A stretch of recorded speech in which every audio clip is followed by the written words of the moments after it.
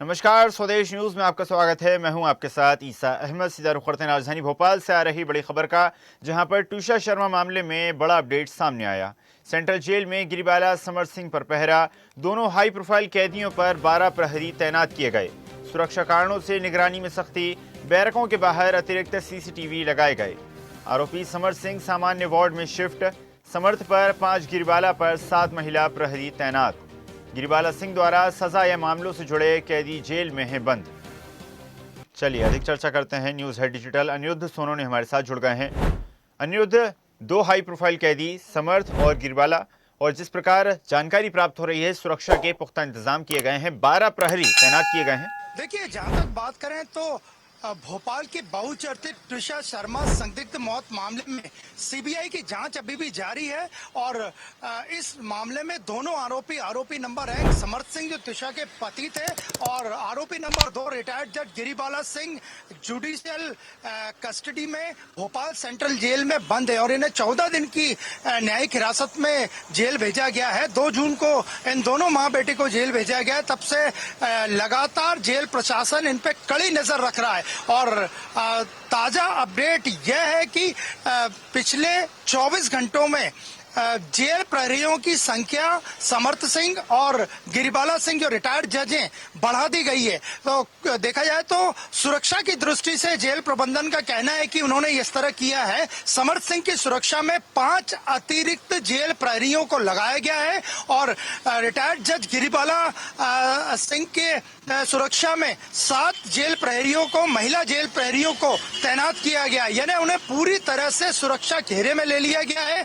क्योंकि जेल प्रबंधन का कहना है कि जज रहते हुए गिरिबाला सिंह ने लगभग 60 लोगों को दोषी होने की सजा दी थी और इनमें से 29 कैदी इस वक्त भोपाल सेंट्रल जेल में बंद हैं, जिनमें कोमल पांडे भी है, जिन्हें गिरिबाला सिंह ने जज रहते हुए फर्जी एडमिशन के मामले में आजीवन कारावास की सजा दी थी। तो 29 ऐसे कैदी जेल में मौजूद हैं जिन्हें गिरिबाला सिंह ने सजा दी थी, वो सेंट्रल जेल में ही सजा काट रहे हैं और कुल मिला के ये संख्या 60 के ऊपर जाती है, जिसमें से 29 कैदी इस वक्त जेल में बंद है। तो गिरिबाला सिंह की जो रिटायर्ड जज हैं, उनकी पूर्व रिटायर्ड जज हैं, उनकी सुरक्षा बढ़ा दी गई है। 7 अतिरिक्त महिला कर्मियों को तैनात किया गया है। इसके अलावा समर्थ सिंह की सुरक्षा भी बढ़ा दी गई है। हालांकि वो खंड ब के अस्पताल में भर्ती हुए थे, लेकिन उन्हें वापस सामान्य बैरक में भेज दिया गया है तो कैदियों से उनका कोई विवाद न हो, इसलिए उनकी सुरक्षा में 5 अतिरिक्त सुरक्षा प्रहरी तैनात किए गए। और जहां तक बात करें तो दोनों ही जहां बंद हैं, गिरिबाला सिंह जेल में जहां पे हैं और समर्थ सिंह है, वहां पे अतिरिक्त सीसीटीवी कैमरे भी लगाए गए हैं और जिनकी संख्या 6 से ज्यादा बताई जा रही है। जी बिल्कुल अनिरुद्ध, और माना जा सकता है जिस प्रकार पहले उम्मीद जताई जा रही थी कि दोनों ही हाई प्रोफाइल कैदी हैं, दोनों का अच्छा खासा रसूख है, तो इस केस को किसी प्रकार से प्रभावित करने की कोशिशें की जा सकती हैं।